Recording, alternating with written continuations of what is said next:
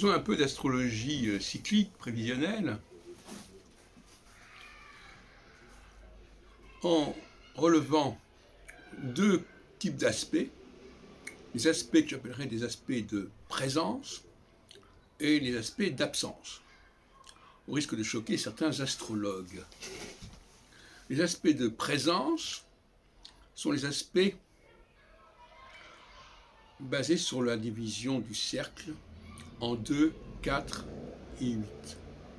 Les aspects d'absence sont basés sur la division du cercle en 3 et 6. Alors, je crois que Jean-Pierre Nicolas, à une époque, avait abordé cette question, mais je n'ai pas retrouvé exactement le passage.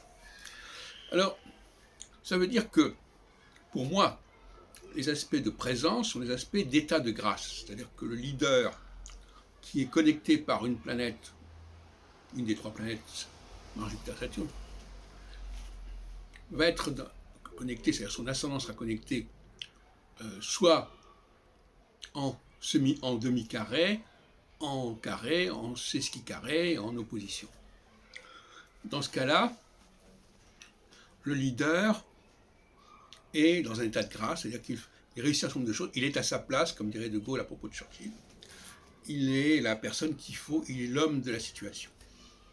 Inversement, quand l'aspect à l'ascendant est de type sextile ou trigone, là, il n'y a pas d'état de grâce, il n'y a pas d'inspiration venant d'en haut, et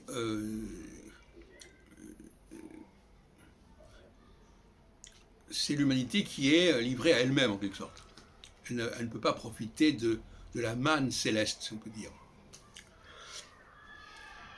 Donc, quand il y a l'aspect de quadrature, d'opposition, de semi-carré, la personne est un petit peu dans un état particulier où les choses lui réussissent sans qu'elle comprenne très bien pourquoi. Ça se passe bien, tout converge de façon favorable. Et ce qui est intéressant, c'est que les astrologues ont tendance à dire le contraire. Tendance à dire que c'est le carré qui est une situation d'obstacle, de difficulté, et le trigone qui est une situation fluide, etc. Moi, je dis que c'est exactement l'inverse. Donc là, il y a un contresens majeur au niveau de l'interprétation.